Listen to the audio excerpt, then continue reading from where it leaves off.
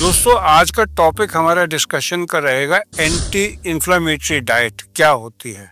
और ये टॉपिक क्यों ज़रूरी है, क्योंकि आजकल इसकी अवेयरनेस बहुत ज़्यादा बढ़ रही है दो वजह से। सबसे पहले तो हमारी एक बड़ी खूबसूरत अदाकारा हैं विद्या बालन, जो जितनी ही खूबसूरत हैं उतनी ही टैलेंटेड है।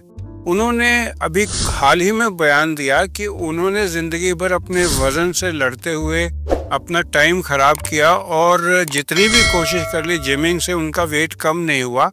लेकिन जब उन्होंने एंटी इन्फ्लेमेटरी डाइट लेनी शुरू की तो उनमें ड्रास्टिकली वेट में उनको फ़ायदा हुआ और वेट उन्होंने लूज़ किया। उसके बाद हमारे जो क्रिकेटर हैं, जो बहुत अच्छे एक स्पीकर भी हैं, बहुत ज़्यादा अच्छी कमेंट्री भी बोलते हैं और उनका ओरिजिनल स्टाइल है, उन्होंने जब अपना एक इंटरव्यू में बताया कि उनकी वाइफ जिनको कैंसर हो गया था, जब उनको कैंसर ठीक करने के लिए उन्होंने कीमोथेरेपी के साथ एंटी इन्फ्लेमेटरी डाइट यूज़ की तो उनको बहुत फ़ायदा हुआ। तो इससे सब लोगों के अवेयरनेस एंटी इन्फ्लेमेटरी डाइट की तरफ बहुत बढ़ गई है। और ये बात करूँगा मैं आज की इन्फ्लेमेटरी डाइट होती क्या है। ये एंटी इन्फ्लेमेटरी डाइट, सबसे पहले तो आप ये समझ लीजिए कि इन्फ्लेमेशन और इन्फेक्शन में फ़र्क होता है।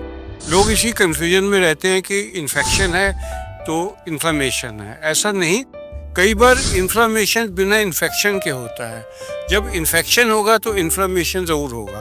आप ऐसे समझिए कि कोई मुझे ज़ोर से यहाँ पर थप्पड़ मारे तो यहाँ लाली आ जाएगी, इन्फेक्शन तो नहीं हुआ, ये तो इन्फ्लेमेशन हुआ। इन्फ्लेमेशन के साइंस हमारी डॉक्टरी साइंस में होते हैं लाली आ जाना, दर्द होना, सूजन होना। और इन्फेक्शन के अंदर ये सब कुछ होता है, लेकिन बिना इन्फेक्शन के भी इन्फ्लेमेशन हो सकता है। और अगर ऐसा इन्फ्लेमेशन इंटेस्टाइन में हो जाए तो उससे जो हमारे सेल्स होते हैं, इन्फ्लेमेटरी सेल्स, वो बहुत तेज़ी से ग्रो करने लगते हैं। और अगर इम्यून सिस्टम कमज़ोर हो तो कई किस्म की प्रॉब्लम आ सकती हैं, जिनमें कैंसर भी होता है। और एक मत डॉक्टरों का ये भी है, एक व्यू पॉइंट ये भी है कि कैंसर होने का कारण इन्फ्लेमेटरी डाइट हो सकता है। और क्या आपको मालूम है, शायद मैं विषय से थोड़ा चेंज करूँगा, कि मई 2023 में WHO ने अपनी गाइडलाइन जारी की थी और उसमें उन्होंने बताया था कि बेस्ड अपॉन कोई 300 और स्टडीज़, जो लोग ये शुगर फ्री नाम के आर्टिफिशियल स्वीटनर्स लेते हैं उससे कैंसर भी बढ़ता है, वज़न भी बढ़ता है और डायबिटीज़ का चांस भी बढ़ता है और ब्लड प्रेशर का चांस भी बढ़ता है और मोटापा भी बढ़ता है। मैं दोबारा रिपीट कर दूं, जो लोग शुगर फ्री नाम के केमिकल्स लेते हैं जिनमें चीनी नहीं होती, जो मीठे का आभास देते हैं, उसको लेने से वज़न कम नहीं होता, बढ़ता है, ऐसा WHO का कहना है। लेकिन इसके बारे में न केवल ज़्यादा बात की जाती है, ना कोई पॉडकास्ट आते हैं, ना इसके ऊपर कोई सूचना दी जाती है, क्योंकि ये सारी दुनिया जो है एक कमर्शियल वेब के अंदर ग्रसित है। तो अब इन्फ्लेमेटरी डाइट में शुगर फ्री जैसे आर्टिफिशियल स्वीटनर्स भी आ जाते हैं। तो इससे होता क्या है, जैसे अब मैं आपको बताऊंगा, जैसे आप सुबह शुरू करें, आप नाश्ता लें। अगर कुछ लोगों का कहना है कि जो दूध, जो A1 वैरायटी का दूध होता है, वो भी इन्फ्लेमेटरी हो सकता है। और जो हमारी देसी गाय का दूध है, जो माँ का दूध होता है, जो ये कैमल का दूध होता है, जो बकरी का दूध होता है, जो गीर गाय वगैरह का दूध होता है, ये A2 मिल्क होता है, इसमें इन्फ्लेमेशन होने का चांस बिल्कुल नहीं होता। तो अगर आप ये वाला दूध पिएंगे, जैसे गीर गाय का दूध होता है जो मिलना मुश्किल है, तो आप बफेलो मिल्क भी ले सकते हैं, उससे इन्फ्लेमेशन इंटेस्टाइन में होने का चांस कम हो जाएगा। फिर दूसरी बात, हम आ जाते हैं कॉर्नफ्लेक्स में। आपको पता है जो कॉर्नफ्लेक्स अमेरिका से आते हैं वो जेनेटिकली मॉडिफाइड हो सकते हैं।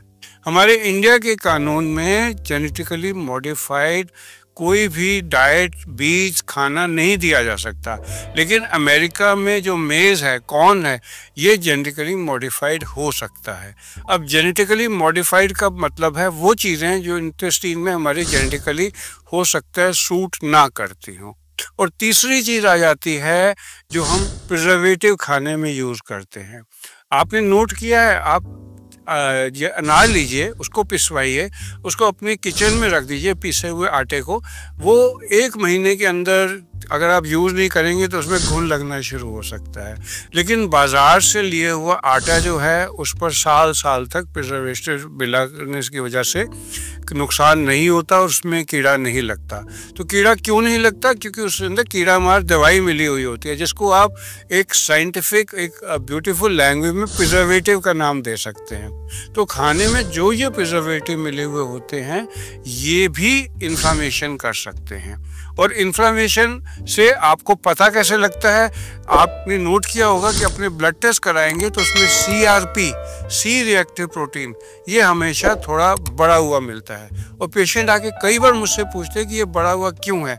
एक जवाब तो हमारा होता है कि कोविड के बाद ये ज़्यादातर मरीजों में बढ़ा हुआ मिलता है, और जिनमें ये ज़्यादा मिलता है उनमें ESR भी ज़्यादा बढ़ा हुआ मिलता है।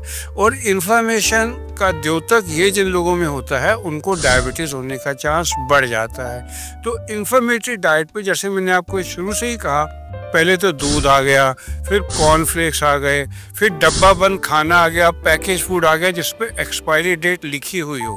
तो इन सब चीज़ों को इन्फ्लेमेटरी डाइट कहा जाता है, जो आपके तासीर के साथ, उर्दू में मैं वर्ड यूज़ करूँ, आपके बॉडी के नेचर के साथ जो ना मिलती हो। तो इसको देने से नुकसान क्या क्या होता है? जैसे मैंने पहले आपको बताया कि जो इन्फ्लेमेटरी सेल्स हैं वो बढ़ जाते हैं, म्यूटेट करते हैं, और अगर इम्यून सिस्टम कमज़ोर होगा तो उसमें ये कई किस्म की प्रॉब्लम्स, इम्यून डिसऑर्डर कर सकते हैं और इवन कैंसर तक कर सकते हैं। अब इससे बचने के लिए हमारा बॉडी क्या यूज़ करती है? अपना इम्यून सिस्टम, जो इन इन्फ्लेमेटरी सेल्स को मारती है और जो ख़राब म्यूटेटिंग सेल हैं उनको मारती है। तो इसके अंदर फिर हमारे इम्यून सिस्टम को स्ट्रॉन्ग होने के लिए हमारे पेट के जो बैक्टीरिया हैं, जो ओरिजिनल बैक्टीरिया है, वो काम आते हैं। आपको मालूम है कि अगर एक पर्सन का वज़न आप हाइपोथेटिकली 100 किलो मान के चलें तो उसका एक्चुअल वज़न 97 kg होगा और 3 किलो का वज़न बैक्टीरिया का होगा। और ये वो बैक्टीरिया होगा सिम्बायोसिस के तरीके से हमारे बॉडी को फ़ायदा कर रहे हैं। तो अगर ये फ़ायदा करने वाले बैक्टीरिया आप इंसेक्टिसाइड, जिनको आप प्रिजर्वेटिव मानते हैं, खाना में लेके लेंगे तो आपका बॉडी सिस्टम तो ख़राब होगा ही, आपके डाइटरी सिस्टम भी ख़राब होगा और आपके पाचन शक्ति कमज़ोर होगी। तो उसके लिए, जैसे नवजोत सिंह सिद्धू जी ने कहा था, एप्पल सीडर विनेगर, ये मॉडर्न मेडिसिन में इसका प्रयोग अब बढ़ना शुरू हुआ है। वेस्ट में तो बहुत यूज़ हुआ तो होता है। एप्पल सीडर विनेगर जो है ये सेब के सिरके को कहते हैं। इसको बनाने की एक स्पेशल प्रक्रिया होती है जिसके अंदर बैक्टीरिया भी यूज़ होते हैं, यीस्ट भी यूज़ होता है और एप्पल यूज़ होता है। और ये विद मदर लिया जाता है जिसके अंदर सेब के पार्टिकल तैर रहे होते हैं। और आप कोशिश करें किसी अच्छी कंपनी का लें और कोशिश करें कि ग्लास बोतल में हो, क्योंकि ये एसिडिक होता है और प्लास्टिक के साथ जो बोतल में होगा ये आपके सिस्टम को थोड़ा सा नुकसान कर सकता है, इसमें नैनो पार्टिकल मिले हुए ना हो। और अगर आप एप्पल सीडर विनेगर भी रोज़ पिएंगे, रोज़ सुबह नाश्ते से पहले 1 चम्मच ही कोसे पानी में डालकर, ये देखते हुए कि आप एक पाइप से लें जिससे कि आपके दांतों को ये कम से कम लगे, क्योंकि अगर आपको सूट किया तो आप डेली पीना पसंद करेंगे और लगातार पीने से आपके दांतों में पीलापन आ सकता है क्योंकि ये एसिडिक होता है। तो एप्पल सीडर विनेगर अगर आप अपने डाइट के साथ और लेंगे तो ये भी एक एंटी इन्फ्लेमेटरी डाइट का काम करता है। तो मैंने आपको थोड़ा सा नॉलेज देनी थी regarding what is anti inflammatory diet. और अगर आप अपनी डाइट को इस तरीके से, जैसे मैंने आपको बताया, आप इस वीडियो को दोबारा देख लेना, उस तरीके से यू करेंगे तो आपका वेट भी कम होगा और आपकी कई बीमारियां जैसे डायबिटीज़ है, ब्लड प्रेशर है, ये बेटर कंट्रोल होंगी और कम दवा पे कंट्रोल होगी। और मैं तो ये कहूँगा कि अगर आप नेचर क्योर के तरीके अपनाएंगे, वॉक करेंगे, और तो इससे डायबिटीज़ का काफ़ी हद तक रिवर्सल आ जाएगा और दवाइयों की मात्रा कम हो जाएगी। आप सबका मेरे साथ जोड़ने के लिए धन्यवाद। अगर मेरे इस तरह की वीडियो से आपको सीखने को कुछ मिलता है तो मैं चाहूँगा कि मेरे चैनल को सब्सक्राइब कर लीजिए और लाइक माइंडेड पीपल में जिनको ये देख के फ़ायदा मिले उनके साथ शेयर कर लीजिए। Thank you.